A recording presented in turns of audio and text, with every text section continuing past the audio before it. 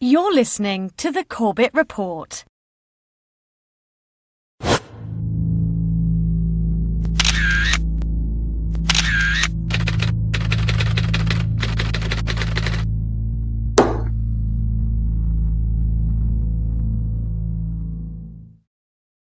Some evil is just, it can't be explained. Are these people happy? Are they joyous now? Are they celebrating? Oh, absolutely. They're Thank celebrating. God. There's one report, this has not been confirmed, but there's several live reports that there was a cell, one of these cells, across the Hudson River. And they got on this is the report. I emphasize, I don't know this for a fact, but there's several witnesses who say this happened. They got on the roof of the building to look across. They knew what was going to happen. Yeah. They were waiting for it to happen, and when it happened, they celebrated. They jumped for joy.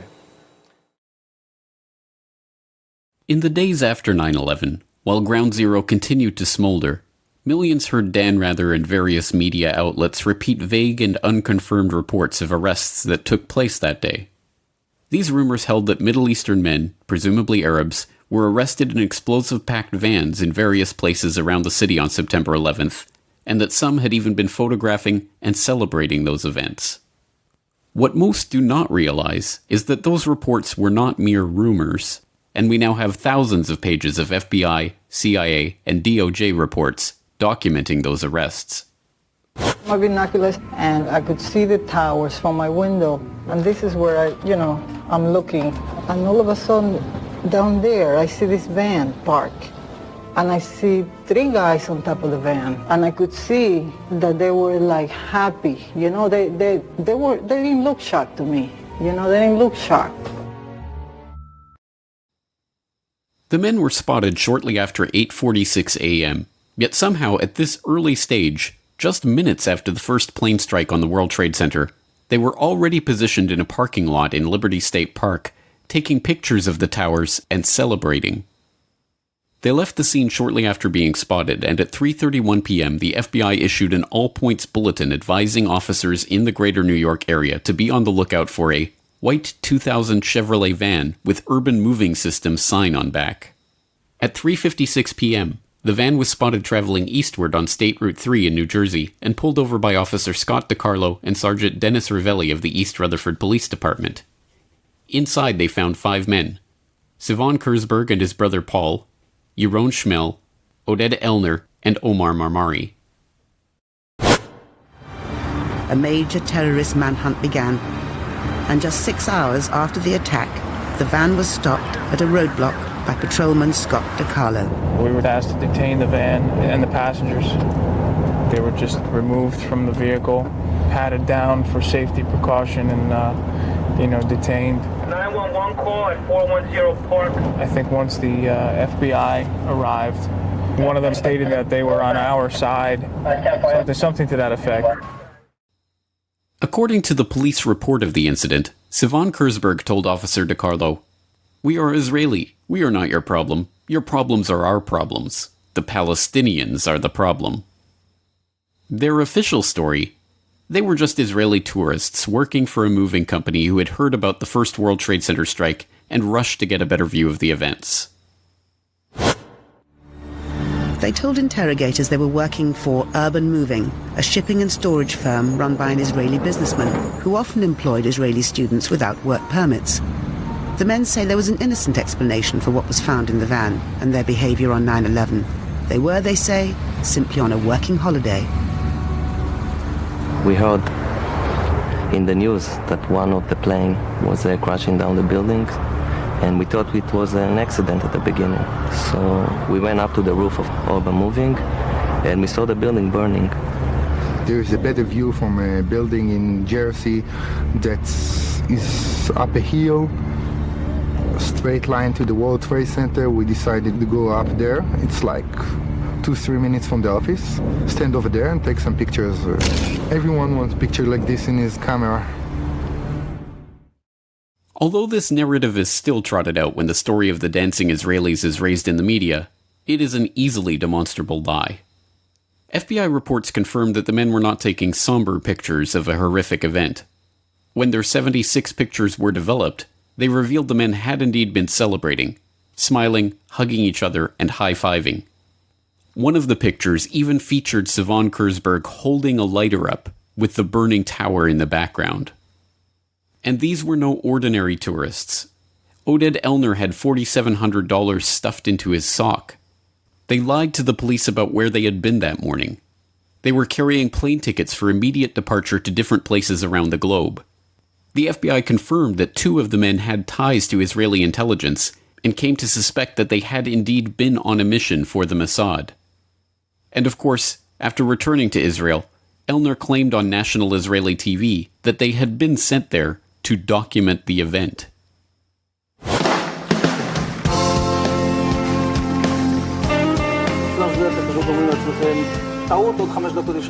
And at that point, we were taken for another round of questioning, this time related to our allegedly being members of Mossad.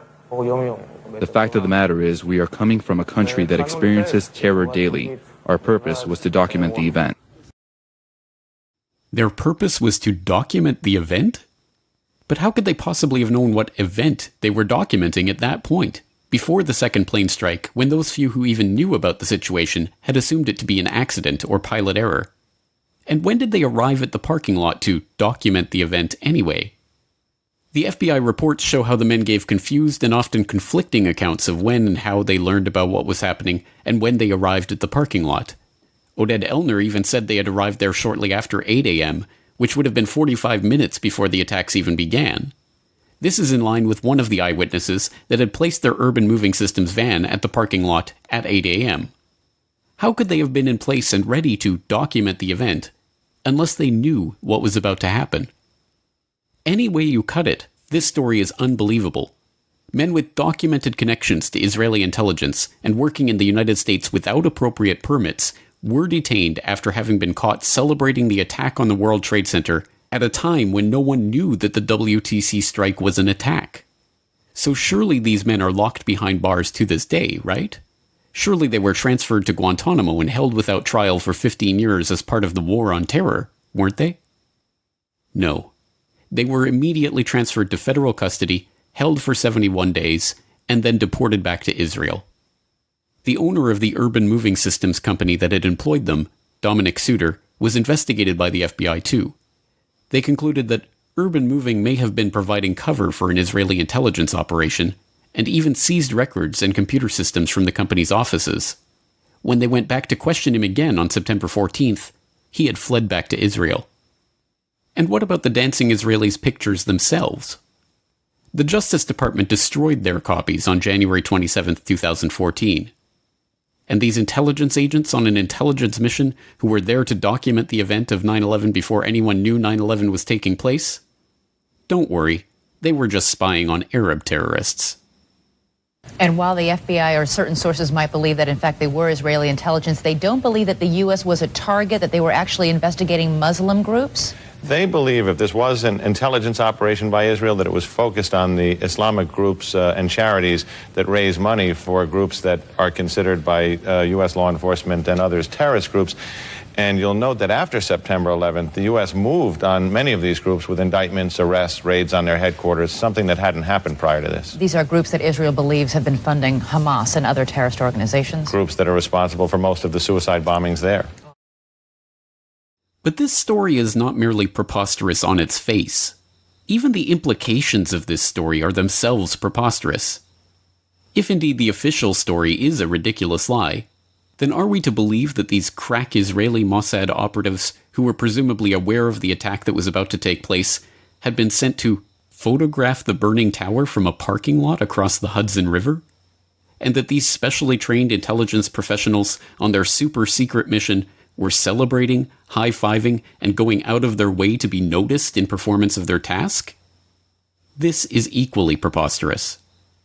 The only other possible conclusion is that these men were serving merely as a distraction, that they were not there to photograph for Israeli intelligence one of the most heavily photographed scenes in the world on that morning, but instead to be noticed and arrested as a way to divert attention from a much bigger and more sinister story.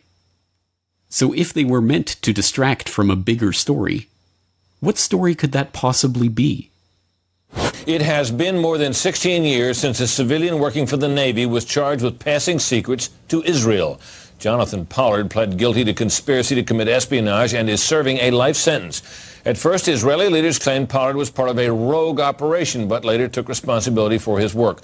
Now, Fox News has learned some U.S. investigators believe that there are Israelis again very much engaged in spying in and on the U.S., who may have known things they didn't tell us before September 11th.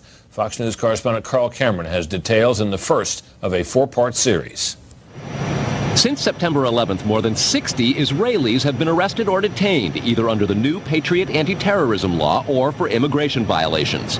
A handful of active Israeli military were among those detained, according to investigators, who say some of the detainees also failed polygraph questions when asked about alleged surveillance activities against and in the United States. There is no indication that the Israelis were involved in the 9/11 attacks, but investigators suspect that the Israelis may have gathered intelligence about the attacks in advance and not shared it. A highly placed investigator said there are, quote, tie-ins, but when asked for details, he flatly refused to describe them, saying, quote, evidence linking these Israelis to 911 is classified. I cannot tell you about evidence that has been gathered. It's classified information. Asked this week about another sprawling investigation and the detention of 60 Israelis since September 11th, the Bush administration treated the questions like hot potatoes. I would just refer you to the Department of Justice with it. I'm not familiar with the report. I'm aware that some Israeli citizens have been detained. With respect to why they are being detained and the other aspects of your question, whether it's because they are in intelligence services or what they were doing, I will defer to the Department of Justice and the FBI to answer that. Beyond the 60 apprehended or detained and many deported since September 11th, another group of 140 Israeli individuals have been arrested and detained in this year in what government documents describe as, quote, an organized intelligence gathering operation designed to, quote, penetrate government facilities. Most of those individuals said they had served in the Israeli military, which is compulsory there, but they also had, most of them, intelligence expertise and either worked for Amdocs or other companies in Israel that specialize in wiretapping. Earlier this week, the Israeli embassy here in Washington denied any spying against or in the United States. Carl, what about this question of advanced knowledge of what was going to happen on 9/11? How clear are investigators that some Israeli agents may have known something? Well, it's very explosive information, obviously, and there's a great deal of evidence that they say they have collected, none of it necessarily conclusive. It's more when they put it all together. A bigger question, they say, is how could they not have known? Almost a direct quote, Brett. The most phenomenal part of this report is not that it was eventually erased from the web by Fox News itself, but that it ever made it to the air at all. In December of 2001, Fox News investigative reporter Carl Cameron filed an explosive 4-part series that went in-depth into an Israeli art student spying ring that had been under investigation before 9/11, extensive Israeli wiretapping of sensitive U.S. government communications, and the 60 Israeli spies that were detained in the wake of the September 11th attacks. Unsurprisingly, the story was quickly dropped, and no mainstream journalists dared to continue probing into the matter. This is the real story of Israeli spies in 9/11. Not some vague rumors about some dancing Israelis, but an FBI dragnet that swept up the largest foreign spying ring ever caught red-handed on American soil. And although the FBI were convinced that these spies knew about 9/11 in advance, their investigations were stifled and the issue was swept under the rug. Rather than making Israel enemy number one in the war on terror, Israel remains to this day the U.S.'s most important ally.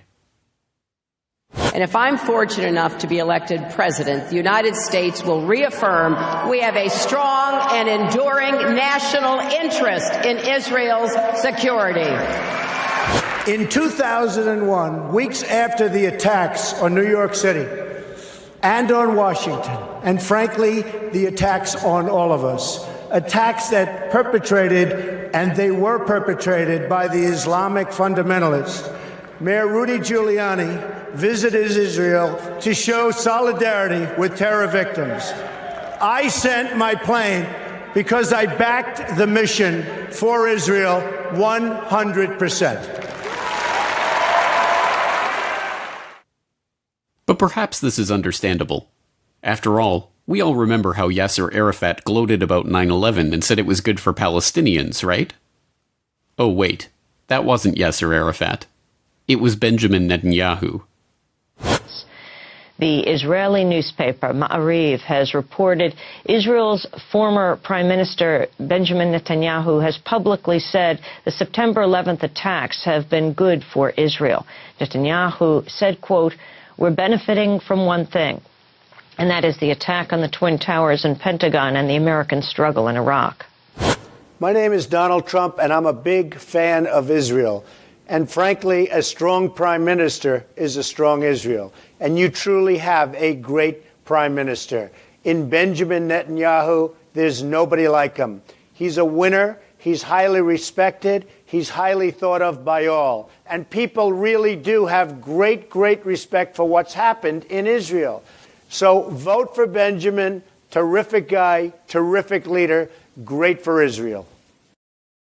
Given that the ultimate consequence of 9/11 was the beginning of a now 15-year-long struggle to transform the Middle East, a struggle that the neocons that went on to populate the Bush administration had been openly advocating since the clean break policy paper in the mid-1990s, it isn't hard to see how the September 11th attacks were indeed a boon for Israel.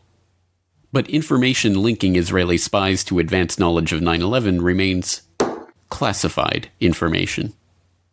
In a world of true justice, the dancing Israelis and other Israeli spies with insider advanced knowledge of the 9/11 attacks, who openly celebrated those attacks, would be the targets of the war on terror, not its beneficiaries. Some evil is just, it can't be explained. Are these people happy? Are they joyous now? Are they celebrating? Oh, absolutely. They're Thank celebrating. God. There's one report. This has not been confirmed, but there's... I actually figure very largely in a number of the key conspiracy theories. September 11th, September 11th. Terrorists are terrorism, September 11th.